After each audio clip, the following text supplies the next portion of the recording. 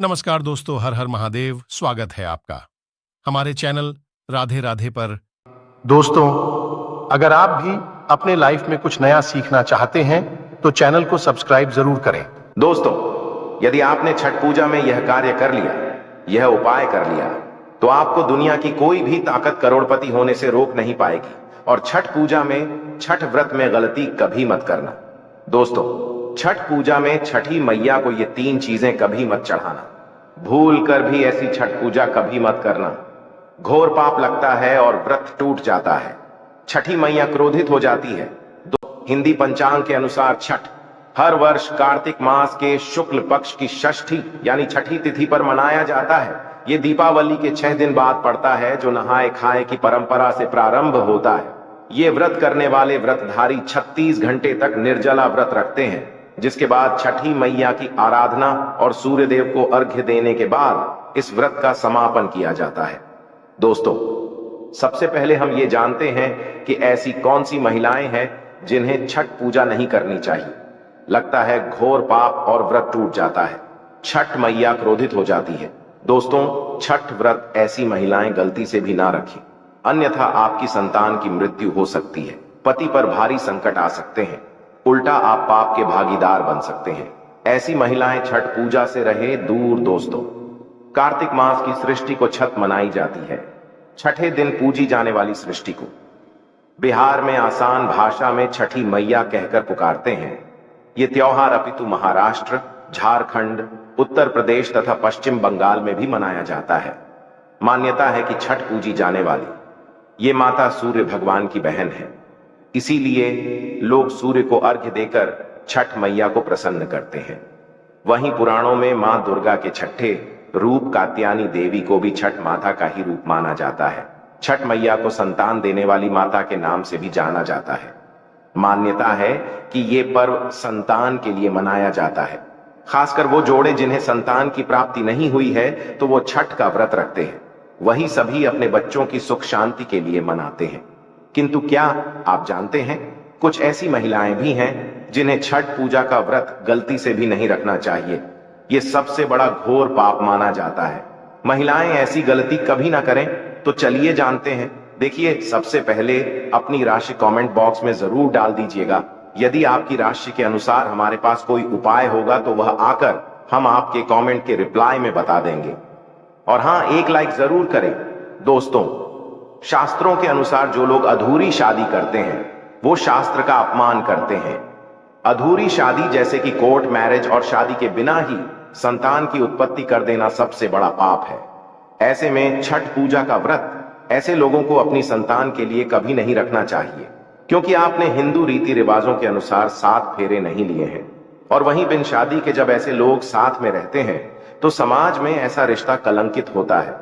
दोस्तों, बहुत से लोग ऐसे हैं जो भागकर शादी करते और परिवार को दुखी कर देते हैं, माता पिता को समाज में कलंकित कर देते हैं, माता पिता को रुलाते हैं, परिवार को रुलाते हैं, समाज को बदनाम करते हैं। ऐसे लोग पूरे जन जीवन समस्त संसार के लिए श्रापित हैं।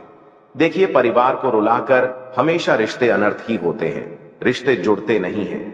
इसीलिए जो लोग भागकर शादी करते हैं और कोर्ट मैरिज कर लेते हैं, 7 फेरे नहीं लेते हैं, हिंदू रीति रिवाज के साथ शादी नहीं करते, विवाह नहीं करते, तो के लिए ये व्रत उचित नहीं है। 7 फेरे का मतलब होता है आपने अग्निदेव का आशीर्वाद लिया, 33 कोटि देवी देवता का आशीर्वाद लिया, माँ बाप का आशीर्वाद लिया, परिवार का आशीर्वाद लिया, समाज को सम्मान दिया। मतलब अब आप पूज्य योग्य हैं, आप भगवान की सेवा कर सकते हैं, आप कोई भी व्रत आदि घमंड के साथ कर सकते हैं। यदि जिस स्त्री को हल्दी ना लगी हो, जिस पुरुष को हल्दी ना लगी हो, ऐसा विवाह भी अशुभ होता है।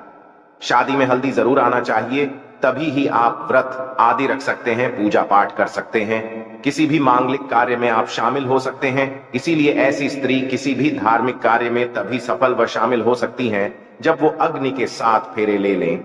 ऐसी शादी को ही शास्त्रों में सर्वश्रेष्ठ माना जाता है। ऐसे में यदि आपकी अधूरी शादी है तो आप छठ पूजा कभी ना करें। आपके ऐसा करने से छठी मैया का अपमान माना जाएगा और आपको पाप लग सकता है। दोस्तों, शास्त्रों के अनुसार इस व्रत को सच्चे मन से रखना चाहिए। यदि कोई महिला शौक में यानी बेमन से इस व्रत को रखती है तो उसके पति या संत मृत्यु या उन पर कष्ट आ सकते हैं। सच्ची श्रद्धा के साथ छठ पूजा का व्रत रखना चाहिए। इस व्रत के सफल होने से संतान सुख की प्राप्ति होती है। संतान को कष्ट कभी नहीं आते। छठी मैया करती है, रक्षा घर परिवार होता है। खुशहाल जो लोग छठ पूजा करते हैं तो छठी मैया उनके इर्द गिर्द, उनके घर के आसपास सदैव घूमती रहती है, उनकी रक्षा करती है, उनकी संतानों की रक्षा करती है। जो बांझ महिलाएं हैं उन्हें संतान सुख की प्राप्ति देती है, किंतु सच्चे हृदय ही माता को पुकारा। दोस्तों, छठ पूजा करने से सैकड़ों युगों के फल की प्राप्ति होती है। परिवार में सुख समृद्धि धन की प्राप्ति होती है। छठी मैया की पूजा से सभी मनोकामनाएं होती हैं। पूरी वहीं कुम्हारी कन्याएं और पुरुष भी छठ पूजा कर सकते हैं। छठ पूजा का फल कई लाख गुना प्राप्त होता है। इससे व्यक्ति के सभी पाप खत्म हो जाते हैं और सुख समृद्धि की प्राप्ति होती है। छठ पूजा का व्रत पूरा करने से स्वयं छठी मैया आपके पूरे घर की करती है। दोस्तों, अब ये भी जान लेते हैं कि छठ मैया को ऐसी कौन सी 3 चीजें हैं जो नहीं चढ़ानी चाहिए, भयंकर पाप लगता है।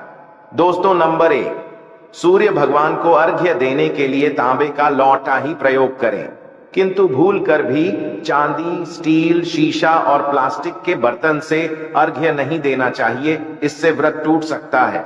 दोस्तों, नंबर 2, व्रत के दौरान घर में कभी भी मांसाहार ना बनाएं और ना ही परिवार में किसी को खाने दें। जो लोग इस दिन लहसुन प्याज का खाना बनाते हैं और खाते हैं तो छठी मैया उल्टा बर्बाद कर देती है, श्राप दे देती है। इस दिन छठी मैया को भोग लगता है, तो घर में यदि आपके परिवार में किसी ने व्रत रखा है तो आप भी लहसुन प्याज का इस्तेमाल ना करें। आप किसी और दिन को खा सकते हैं, किंतु मांस, मदिरा, लहसुन, प्याज आदि ना खाएं। मान लीजिए छठ व्रत आपकी बहन ने रखा है और आप दूर भी रहते हैं, तब भी आप लहसुन प्याज ना खाएं, नहीं तो उनका व्रत टूट सकता है। साथ ही साथ व्रत के दौरान घर में मदिरा आदि या धूम्रपान भी नहीं करना चाहिए। दोस्तों, 3 छठी मैया का प्रसाद बहुत ही शुद्धता के साथ बनाया जाता है। उनका प्रसाद हमेशा ऐसे चूल्हे पर बनाएं जिसे ताजी लेप आ गया हो। यदि गैस पर बना रहे हो तो गैस स्टोव को अच्छी तरह से धो लें। पहले से बने चूल्हे पर कभी प्रसाद ना बनाएं, इसके लिए नया चूल्हा ही बनाएं। दोस्तों, नंबर 4, सूर्य को अर्घ्य देने से पहले कभी भी भोजन ग्रहण ना करें, घोर पाप लगेगा। व्रतधारी लोगों को पहले और दूसरे दिन सूर्य को जल देने के बाद ही भोजन करना चाहिए।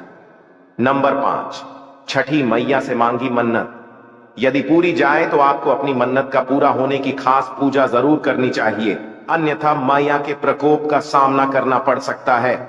नंबर 6, छठ का व्रत करने वालों को जमीन पर 4 दिन तक सोना चाहिए। छठ पूजा वाले कमरे में ही अपना आसन लगाना चाहिए। ऐसे में आपको छठ मैया का ध्यान करते रहना चाहिए। इससे मां आपके व्रत को संपूर्ण करती है और कोई भी विघ्न बाधा नहीं आती है। नंबर 7, जिस जगह पर प्रसाद बन रहा हो वहां साधारण भोजन भी नहीं बनाना चाहिए, साथ ही उस स्थान पर खाना भी वर्जित है। दोस्तों, नंबर 8, प्रसाद बनाते हुए नमक का हाथ भी किसी पूजा की वस्तु या प्रसाद से नहीं छूना चाहिए। दोस्तों, नंबर 9, पूजा के दौरान अपनी वाणी को बुरी बातों से थोड़ा दूर रखें। जुबान पर गंदे विचार भी नहीं लाना चाहिए। छठी मैया का आशीर्वाद पाने के लिए मन में गंदे विचार नहीं लाने चाहिए। नंबर 10, घर में पूजा के दौरान झूठे बर्तन और गंदे कपड़ों का ढेर बिल्कुल नहीं होना चाहिए। इससे छठी मैया क्रोधित हो जाती है और व्रत टूट जाता है। छठी मैया को साफ सफाई बहुत पसंद है। व्रत के दौरान अपने घर को साफ सुथरा रखें और गंगा जल से छिड़काव जरूर कर लें।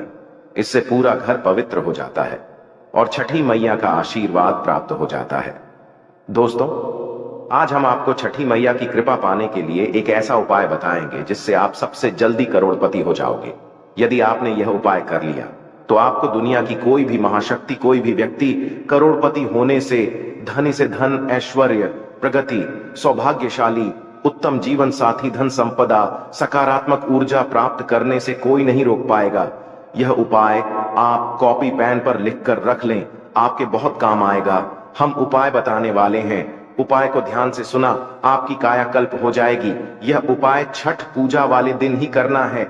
आइए जानते हैं। देखिए, एक नमक का पैकेट ले लें, पिसा हुआ या ढेली वाला ले सकते हैं, और एक पानी की बोतल और 51 रुपए की दक्षिणा तथा 100 ग्राम की सरसों के तेल की बोतल और 50 ग्राम सूखी लाल मिर्चें, 500 ग्राम चावल और 500 ग्राम उड़द की काली दाल और 5 रुपए के बताशे, ये सभी 8 सामग्री एकत्रित कर लें। किसी कपड़े में बांध लें या थैली में ले लें। सभी सामग्री को मिक्स मत करना, अलग अलग पैकेट में एक ही थैली में डाल लें। अब यह सामग्री किसी गरीब व्यक्ति को दान में दे देना, आपका भाग्य बदल जाएगा। यदि आप व्यापारी हैं तो आपका व्यापार 100 गुना बढ़कर चलेगा। यदि आप स्टूडेंट हैं तो आपका मन पढ़ाई में खूब लगेगा, सरकारी जॉब लगेगी, संतान की प्राप्ति होगी, विवाह में हो रही देरी तो वह भी पूरी हो जाती है।